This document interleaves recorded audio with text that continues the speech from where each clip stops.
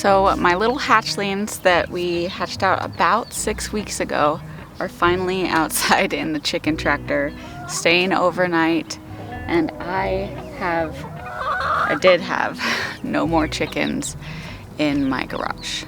But my mom brought me this little guy from the meat birds that we got from McMurray Hatchery a couple weeks ago.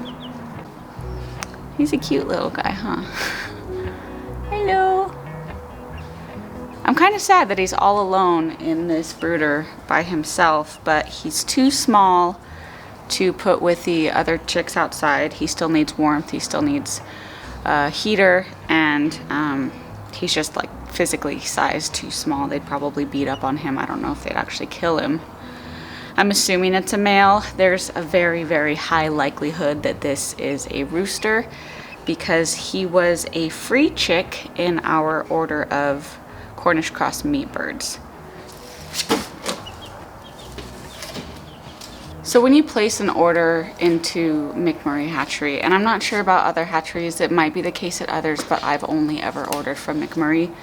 You have the option of getting a free chick as long as you meet the minimum requirements for the number of chicks you're actually ordering.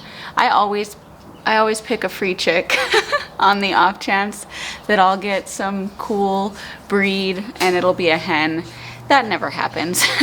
Most of the time they're going to be roosters, and I mean, I can only have one rooster here on the property.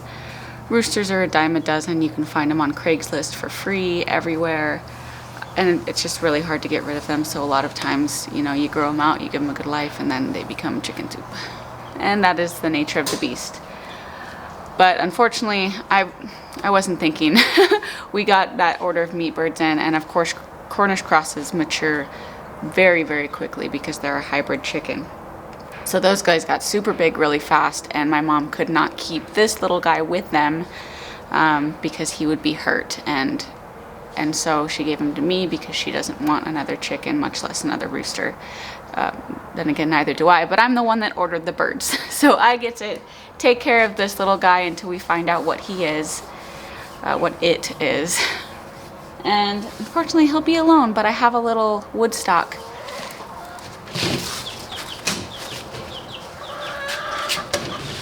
I have a little friend in there with him to keep him company.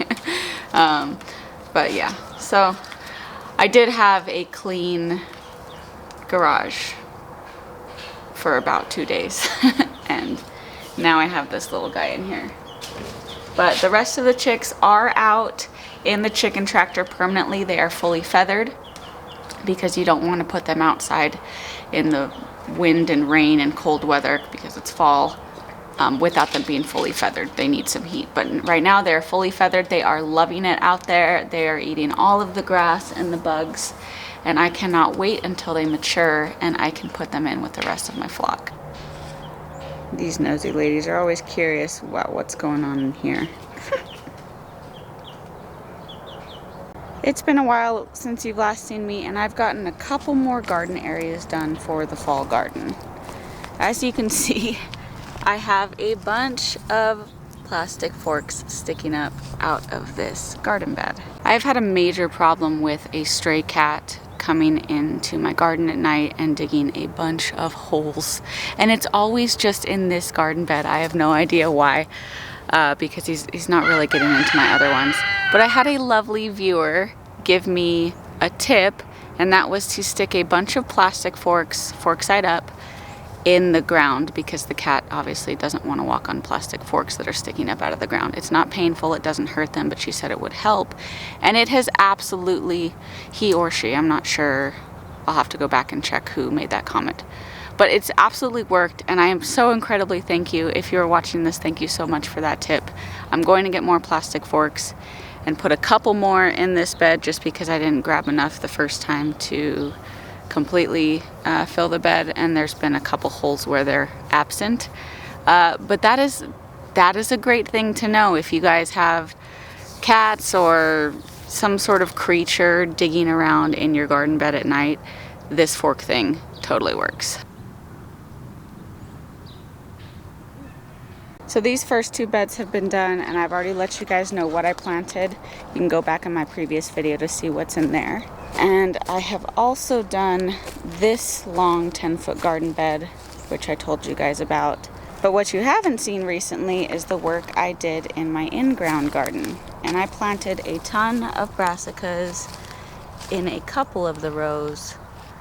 And finally got rid of all of the seedlings that needed to be planted out. Here in this first row, I have Rober cauliflower and Amazing cauliflower. I didn't separate tags or make new tags for each cauliflower plant.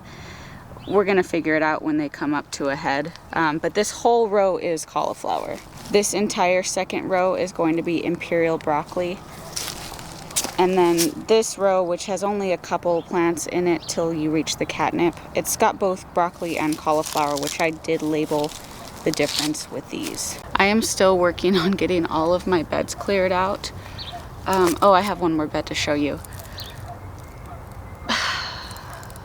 I'm having trouble deciding if I want to take out my pepper bed first or my okra bed first. And it's a really hard decision that I have to make pretty soon because I need to get my garlic in the ground. I have had that box here from my garlic order from, I believe it was Keen Garlic, for a week. And those guys need to go in the ground. I've started hardening off my onions and those will need to go in the ground as well soon. And I need 4x8 beds for both of those crops. So something's got to give. I'm not getting too many peppers out of this bed like I am over here with the Sugar Rush Peach and the Jalafuegos.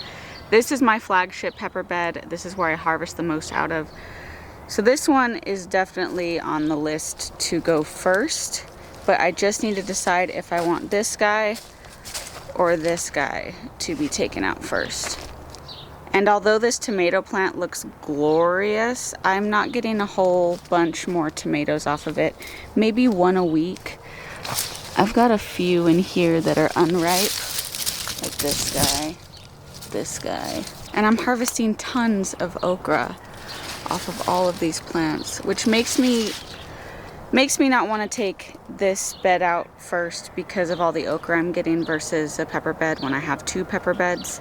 But I need to decide soon. We are down to crunch time, have about a month left until the frost comes. The nights are getting down to the 60s, and I'm going to have to plant out not just my onion and garlic, but my other starts, my really cold tolerant fall crops soon.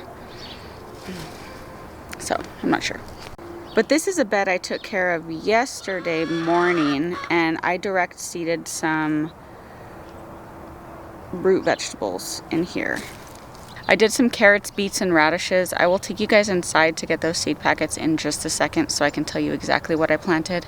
But I did 4 rows and then covered it with cardboard. First off, to keep the cat out. But secondly, because it's still getting up to the 90s here during the day, the top layer of soil would dry out, and that's where all of my seeds are. So I really need a way to keep that moist while they germinate, and then once they germinate, I can take the cardboard off, re-mulch it with straw mulch, and put a bunch of forks in there so the cat won't dig out the seedlings. But this is the first time I'm trying it with cardboard. This was kind of like a new method. I even used a little bit of vermiculite over the top of my carrot seeds to retain some moisture. So if this seeding way works for me this year, I will absolutely do a separate video on it and let you guys know that it's awesome and you should try it if you live in a hot climate like mine. The peas that we planted here are doing swimmingly. I have not thinned these guys out yet. Honestly, every time I get out here in the garden, I'm either harvesting okra or working really quickly to try and get a bed done just with the little time I have. Because I have some news for you guys. So I'm gonna have a little chat with you guys while I cut up hot peppers because multitasking. And I feel like all I ever do anymore is dehydrate peppers. We're getting so many peppers, but I have so many gallon-sized jars of dehydrated hot peppers in my food storage to make hot sauce this winter, and I am so happy about that. So I'm okay. But I wanted to have a chat with you about why I've been so absent lately. Just from my usual, obviously, I still post videos semi-regularly, but historically, traditionally, I have done a video every other day. So about 2 to 4 videos per week is what I've done on my channel since I started this YouTube. But lately, I have been doing a lot. So as most of you know, if you've stuck around here a while, I do have a job that allows me to work essentially from home for the most part. After I quit my career in law enforcement, I got this job and I've had it for several years and it's been great. But recently, I got a second job. Not for any particular reason. We're doing fine. We're not struggling. But I wanted to get out of the house. I wanted to do something. I wanted to do something out of the home, other than be here all the time because I'm a chronic worker. And so I just do shift work at this job part-time, couple days a week. Either 2 to 4 days a week I'll work at this. But I have been busy since I did this, and it has taken a lot of time for me to do this outside of the home, and then right in the midst of harvest season and preservation season. It's just been a definite learning curve on how to manage everything.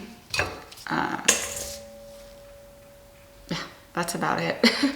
On the days that I have off, I can make a video. I can try and do batch videos to get a couple out a week. But on the days that I work, I'm just busy trying to get minuscule stuff that I can get done before I go to work. And oftentimes that's garden stuff, chicken stuff, preservation, food stuff, cooking, all of that wrapped into a couple hours. And it is so difficult to make a video while I'm doing that stuff and get it done, because as I've told you before, any task that I do on video takes 2 to 3 times as long than if I'd have just done it. So yesterday morning I went out and I had really wanted to do a whole YouTube video on direct seeding my root vegetables and how I was going to manage that while it's still 90 degrees during the day. But I only had a couple hours before work, not to mention I have to take a shower and get ready and take care of all the animals and do my other daily chores. And if I would not have gotten that done if I had tried to make a video while doing it. So I'm just trying to let you guys know I'm very sorry for my lack of my usual video posting lately. This should not be a permanent thing. I know that personally, with the time that I have now, I can guarantee you 2 videos a week, and that will not be forever. Especially because we're going into winter, and obviously the garden slows down in winter. We're gonna have a lot of building projects, and I won't have as much preservation because a lot of times during the week or on my days off or before I work or after I work, on the days that I do work outside of the home, I'm doing this. I am spending 1 hour, 2 hours cutting up pepper, making bone broth, harvesting, just general preservation things that have to get done before the food goes bad once it's on my counter. So there's just a lot going on right now that kind of limits the amount of time I have to make videos every other day and edit them and post them and everything. But I wanted to thank you all so much for your kind words every time I do post a video, and sticking around, because you guys are awesome, and this will not be forever. I just need to get through this preservation season. There's so many things to do, but soon it will be cool fall weather every day, and then winter, and then we will have so many projects this winter, because this winter time is when we do all our building. It's just way too hot during the summers here. You can only be outside for a couple hours in the morning and the evening to get things done. But in the winter, man, it feels great. You have all day to do things. So we're gonna do a ton of household projects, make a permanent chicken coop, expand the garden. I'm so excited. I'm so excited for winter. But yeah, that was all. I just want to let you guys know I apologize for my sporadic video posting lately. And I wanted to thank you so much for still sticking around and being here. And today is my Friday. So hopefully I should do a video tomorrow. I'm not sure when, but we need to clear out. I know the next bed that I'm gonna clear out is that 4x4 that I talked about on the last video with the basil in it. So we're gonna do that and amend that bed. And I might put garlic in that.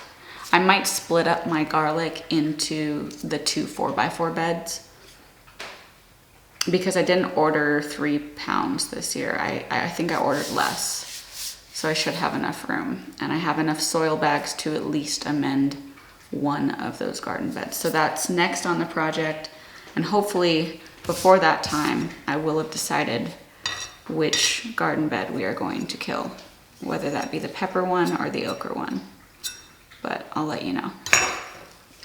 I'm gonna finish this up. Thank you guys for joining me, and you are awesome. I'll catch you on the next one.